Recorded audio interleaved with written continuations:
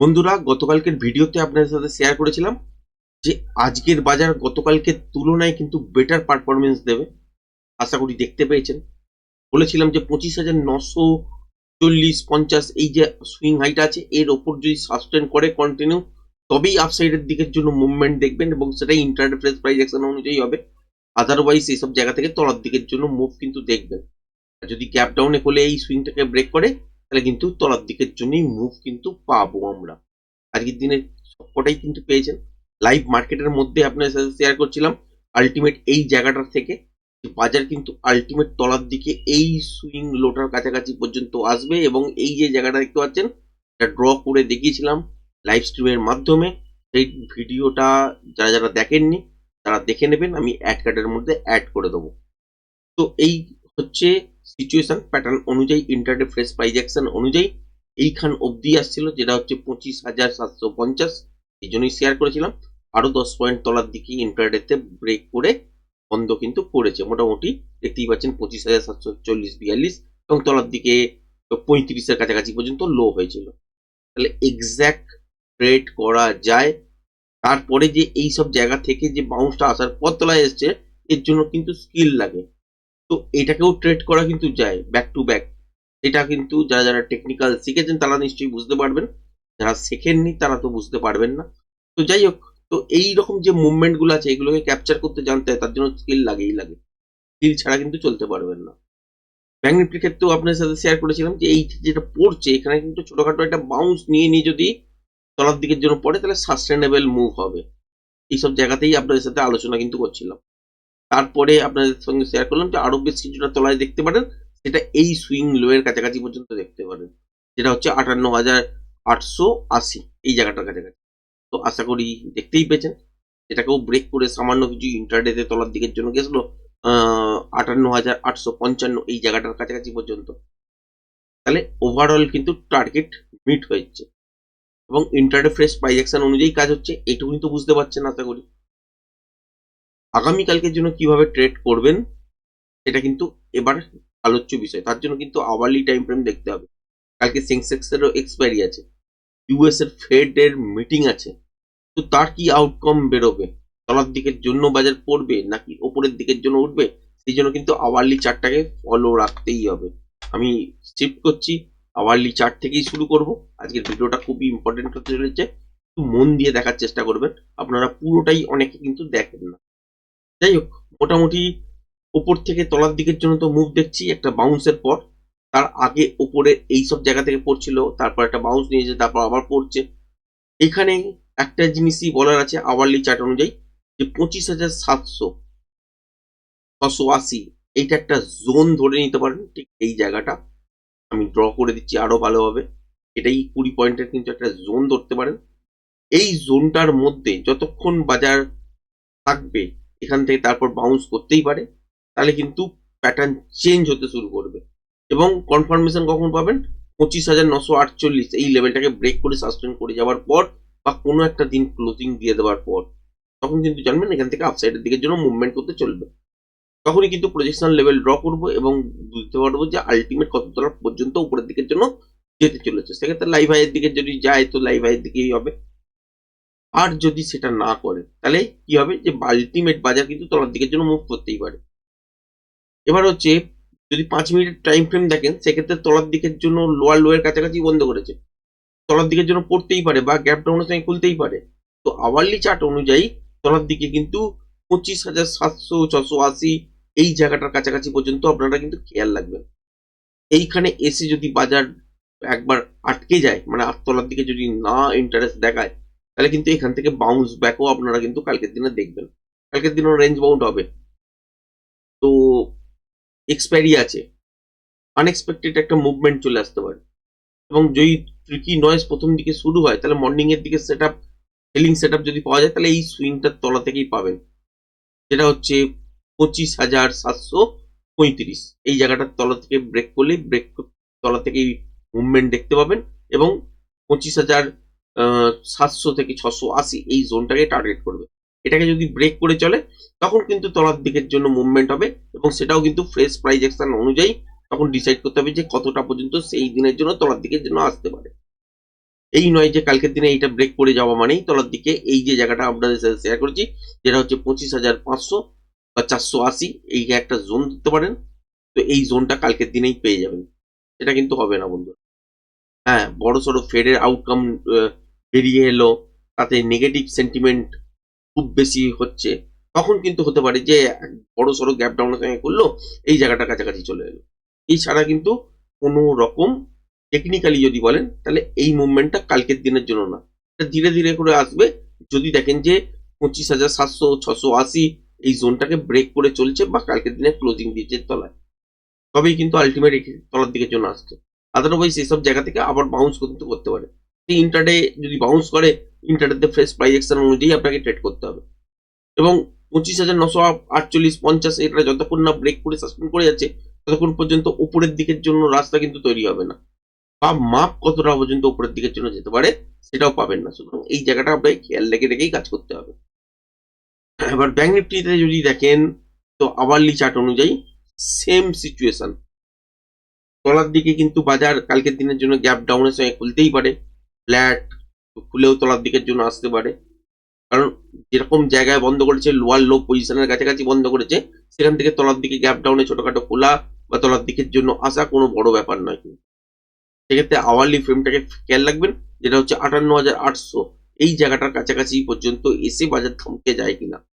যদি থমকে যায় তাহলে এখান থেকে ঘুরতে শুরু করবে, সেক্ষেত্রে ইন্টারডেতে ফ্রেশ প্রাইস অ্যাকশন দেখতে হবে, তবেই কিন্তু আলটিমেট উপরের দিকের জন্য মুভ করবে। আর কোনো কারণে যদি দেখেন যে 58,800 এই লেভেলটাকে ব্রেক করে দিয়ে সাসপেন্ড করছে, তলার দিকে কিন্তু বাজারকে দেখবেন 58,500 এই পর্যন্ত তলার দিকে চলে আসবে আওয়ারলি চার্ট অনুযায়ী। কালকের দিনেই আসতে হবে তার কোনো মানে নেই, কিন্তু দেখতে পাবেন।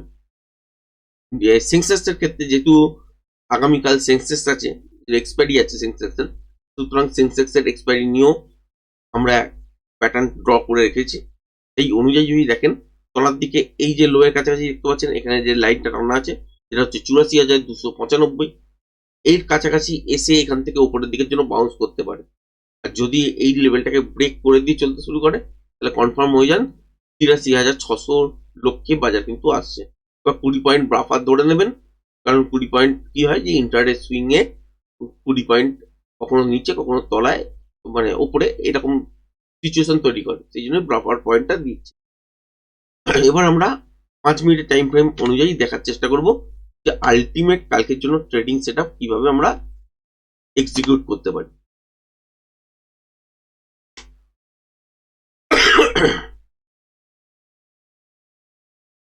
দেখুন, এখানে চার্ট অনুযায়ী এটার আর কোনো ভ্যালু নেই, কারণ এটা তো ইন্ট্রাডে ফ্রেশ প্রাইস অ্যাকশন অনুযায়ী ড্র করা ছিল।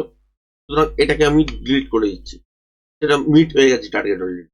কালকের জন্য কোনো ক্ল্যারিটি নেই বাজার এখান থেকেই উপরের দিকের জন্য ঘুরবে নাকি আরো বেশ কিছুটা তলায় আসবে।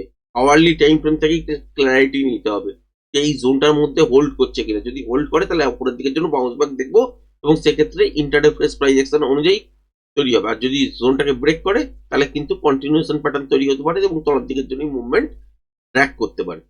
এবার এখান থেকে ইন্টারডে সুইং হিসাবে কি দেখতে পাচ্ছেন, যে যদি বাজারকে ঘুরতে হয়, তাহলে সেক্ষেত্রে ফার্স্ট হচ্ছে এই জায়গাটা ব্রেক করবে, যেটা হচ্ছে 25,787 88। তো এইখানের এর ব্রেকের পর কিন্তু মোমেন্টাম পাবেন না, স্ক্যাল্পিং হয়তো 2-4 পয়েন্টের মুভমেন্ট হবে, এর থেকে বেশি কিছু হবে না। মেন হচ্ছে এই জায়গাটা যতক্ষণ না ব্রেক করছে, যেটা হচ্ছে 25,850। যদি দেখেন যে বাজার কালকের দিনে গ্যাপ ডাউন খুলুক, ফ্ল্যাট খুলুক, তলার দিকে কোনোভাবেই আসুক, আর তলার দিকে আসছে না, তাহলে কিন্তু এখানে ইন্টারডেতে ফ্রেশ প্রাইস অ্যাকশন অনুযায়ী বাজার কিন্তু এখানে রিভার্সাল প্যাটার্ন তৈরি করতে হবে ইন্টারডেতে, তবেই কিন্তু বাজার উপরের দিকের জন্য আসবে।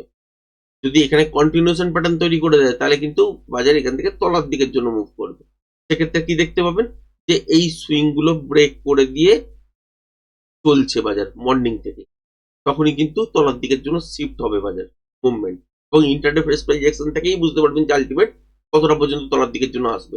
এখান থেকে এই মুহূর্তে যেরকম সিচুয়েশন চলছে, এখানে কিন্তু কোনো রকম প্রেডিকশন করতে পারবেন না যে এই মুহূর্তে এত দূর পর্যন্ত আসছে। এই জন্য আওয়ারলি টাইম ফ্রেম অনেক ইউজ করেছি।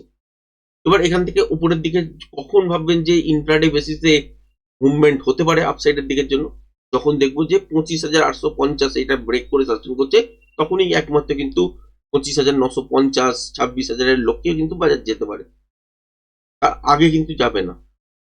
আর তার আগে যদি দেখেন যে 25,787, 88 এই জায়গাটা ব্রেক করেছে, ছোটখাটো স্ক্যাল্পিং আপনারা পেতে পারেন। হতেই পারে যে গ্যাপ আপে হয়তো বাজার করলো, খোলার পর তলার দিকের জন্য ডিপ নিল, তারপর আবার উপরের দিকের জন্য মুভ করে গেল, সেটা হতে পারে।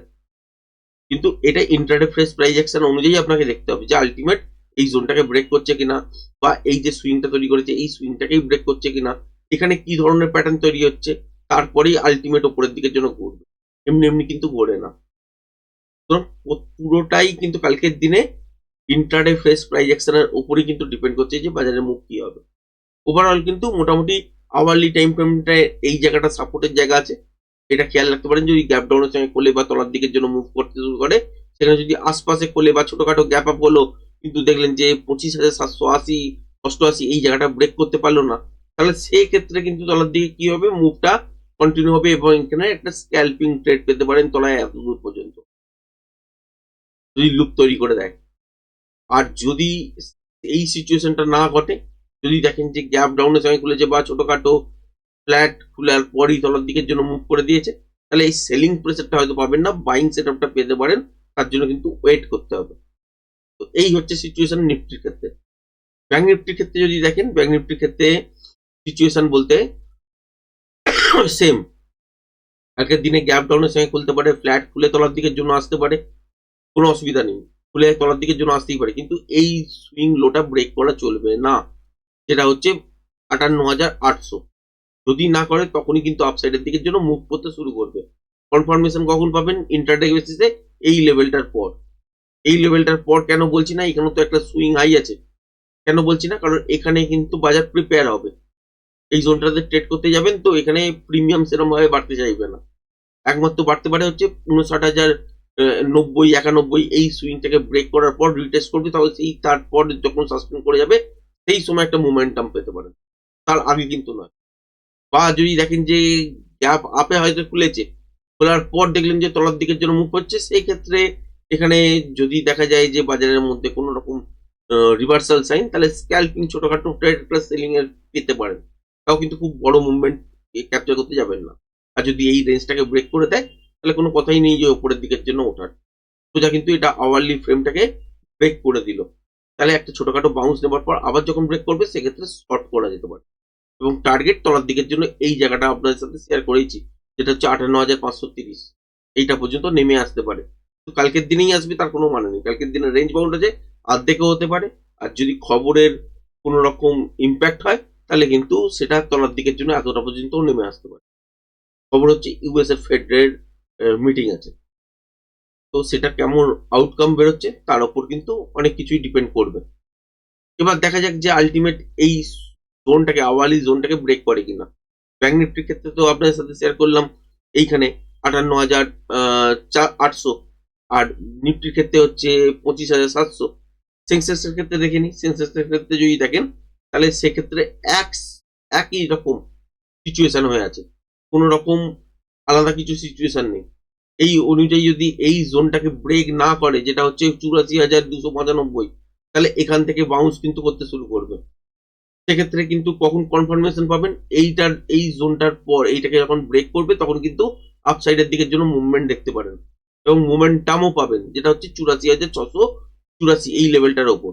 এই লেভেলটার ওপর প্রিপেয়ার হবে বাজার, মানে বাজার যদি দেখেন যে এইসব জায়গায় খুলেছে, খুলে উপরের দিকের জন্য মুভ করতে শুরু করেছে, 84,494 বা 500 এর ওপর থেকে প্রিপেয়ার হবে। ছোটখাটো স্ক্যালপিং পেতে পারেন, এর থেকে বিশেষ কিছু পাবেন না, বা বড় একটা পয়েন্ট গেইন করার যে জায়গা থাকে সেটা কিন্তু হবে না। একমাত্র যেখানে মোমেন্টাম পাবেন সেটা হচ্ছে এই 84,684 এই লেভেলটার ওপরেই। সেক্ষেত্রে 85,000 এই জায়গাটা তো দেখতেই পাচ্ছেন সুইং হাই, এর ওপরেও কতক্ষণ চলবে সেটা হচ্ছে ইন্ট্রাডে ফ্রেশ প্রাইস অ্যাকশন বেসিসে কিন্তু বুঝতে পারবেন, তার আগে কিন্তু পারবেন না।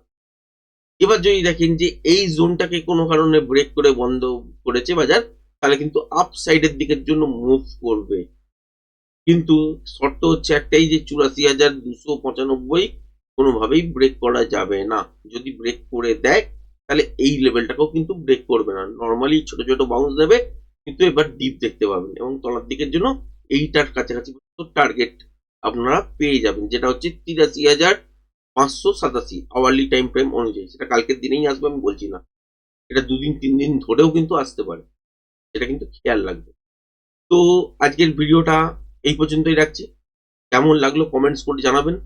যদি পছন্দ হয়ে থাকে চ্যানেলটাকে লাইক শেয়ার সাবস্ক্রাইব অবশ্যই করবেন। ধন্যবাদ।